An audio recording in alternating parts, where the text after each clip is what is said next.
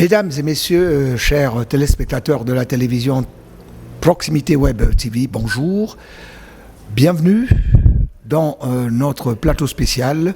Un plateau spécial qui reçoit le professeur Ludovic Obiang, directeur de l'Institut de recherche en sciences humaines, IRSH, affilié donc au Centre national de recherche scientifique et technologique scénariste du Gabon, à l'occasion d'une date qui restera marquée dans les mémoires. Il s'agit du 9 décembre 2022.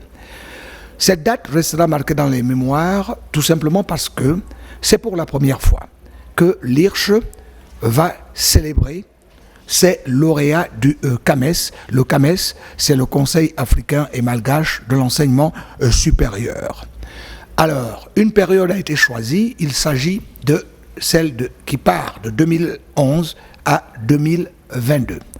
Professeur, la première question que nous vous posons, nous vous disons d'abord bonjour. Mais avec plaisir, je reçois votre bonjour et je vous le rends, n'est-ce pas? Je salue votre démarche parce que j'ai toujours dit qu'il ne peut y avoir de grandes sciences que s'il y a de grands médias.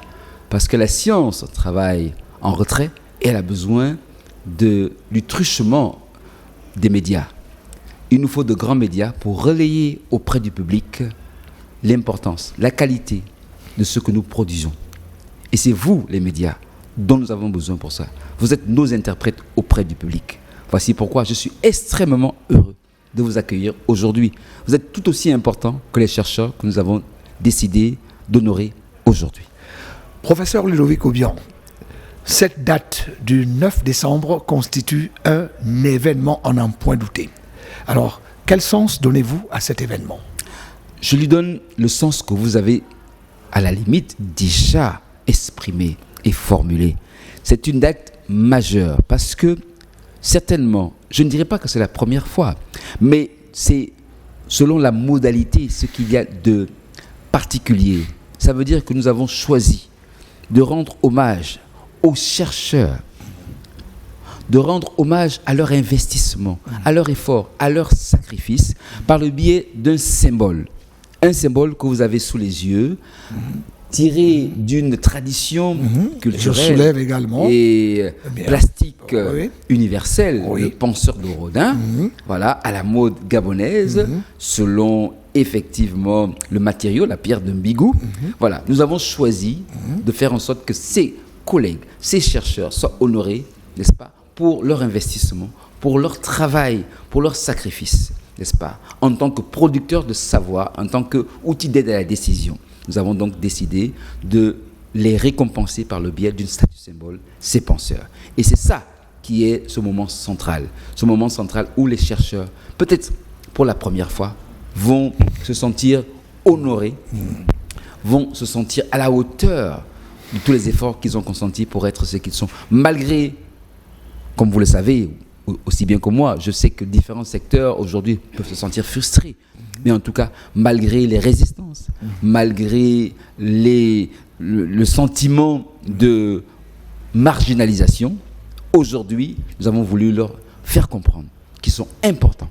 Importants pour eux, importants pour les autres, importants pour l'État. Ils sont l'État. Et je crois, j'espère du moins, qu'ils l'ont compris aujourd'hui. Professeur, l'Institut de recherche en sciences humaines n'est pas forcément connu du Gabonais lambda.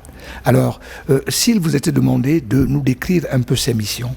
Alors, ces missions, l'Institut de recherche en sciences humaines est un institut, une composante du CNRST, le Centre national de la recherche scientifique et technologique, qui comprend, n'est-ce pas, 5 instituts, n'est-ce pas, dédiés à la construction de l'homme gabonais.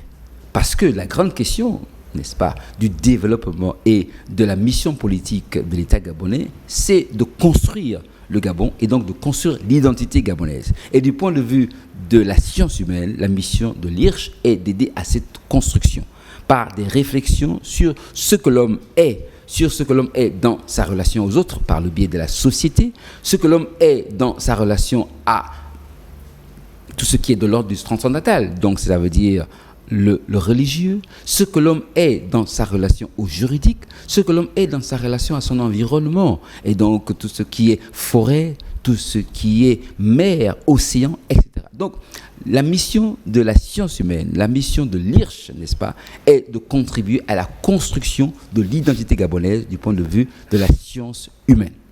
Nous n'allons pas vous demander, professeur, de nous détailler tous les travaux, ce serait fastidieux, qui ont été réalisés Vous avez parfaitement par raison. votre institut, Oui. mais simplement revenir sur quelques-uns qui sont marquants et qui peuvent révolutionner le comportement du Gabonais. Absolument. Oui. Et je vous remercie pour cela. Alors, nous travaillons, comme vous l'avez dit, nous avons plusieurs orientations et plusieurs axes, n'est-ce pas? Aussi bien des axes qui nous sont proposés par des partenaires extérieurs que des axes qui sont de l'ordre de notre propre détermination. Ce que vous devez savoir que notre travail en tant que chercheur au niveau de l'IRCH, aujourd'hui, c'est de voir dans quelle mesure nous pouvons convertir les universaux du point de vue des sciences humaines en réalité susceptible d'aider au développement spécifique des Gabonais. On appelle cela l'application, on appelle cela l'appropriation et la contextualisation. Voir dans quelle mesure ce qui est de l'ordre de la recherche théorique en sciences humaines peut être adapté à la réalité gabonaise. Je vous prends un exemple du point de vue de ma spécialité. Je suis musicologue, n'est-ce pas? Et je sais que c'est une spécialité qui n'est pas très connue des Gabonais.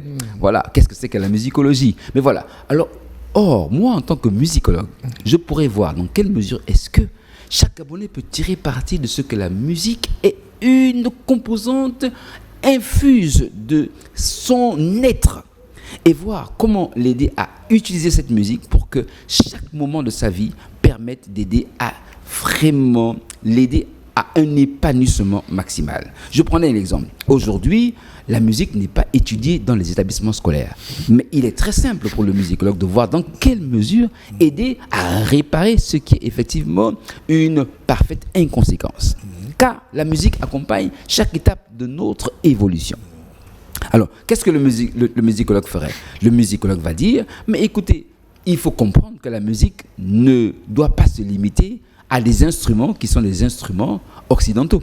La musique est d'abord une approche particulière. Et cette approche particulière, n'est-ce pas, existe dans le fait que pour nous, tout est instrument de musique. Cette table est instrument de musique.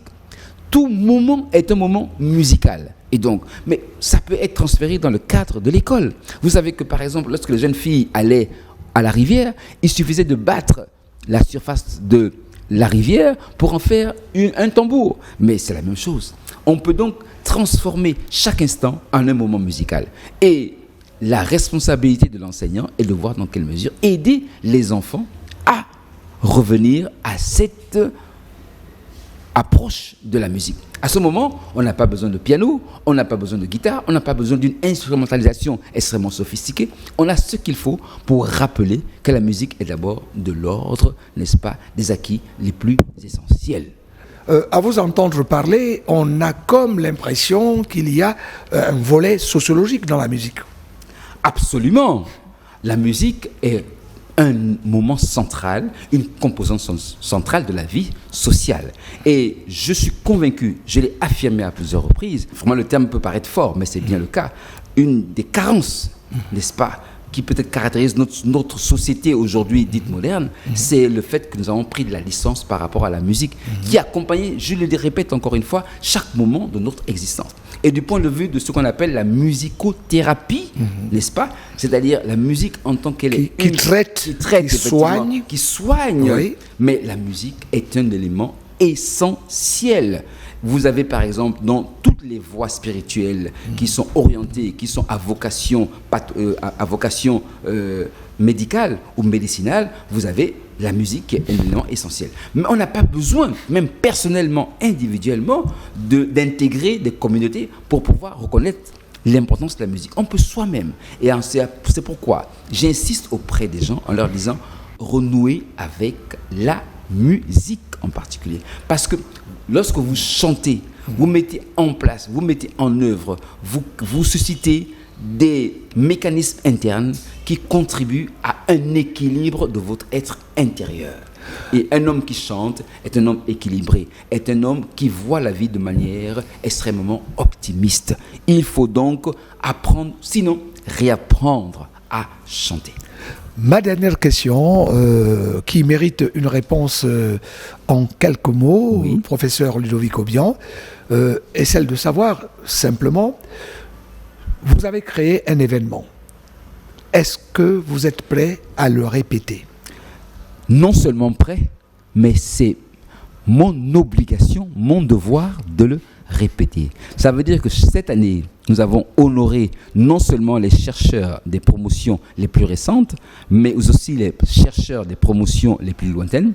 Mais l'année prochaine, nous devons d'honorer les chercheurs qui auront été inscrits au CAMES pour, n'est-ce pas, la session 2023 du CTS, lettres et sciences humaines en particulier. Donc, je vous invite d'avance, n'est-ce pas, à ce que l'année prochaine, à peu près à la même période, nous nous retrouvions pour honorer la promotion 2023 des chercheurs de l'IRCH inscrits sur les listes d'aptitudes aux fonctions diverses, en particulier celles de chargé de recherche ou de maître de recherche.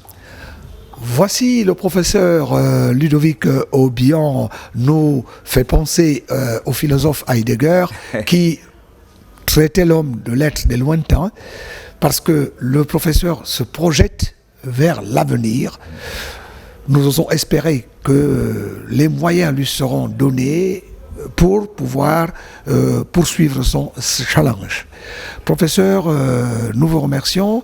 Nous disons simplement aux téléspectateurs de la télévision Proximité Web TV que nous étions ici à l'Institut de recherche en sciences humaines l'IRCH du CNRS, le Centre national de recherche scientifique et technologique du Gabon, dans le cadre de donc, la célébration des lauréats du CAMES de l'IRCH. Et nous avions pour invité le professeur Ludovic Aubian, qui n'est autre que le directeur de l'IRCH. Mesdames et messieurs, merci de nous avoir suivis. À très bientôt.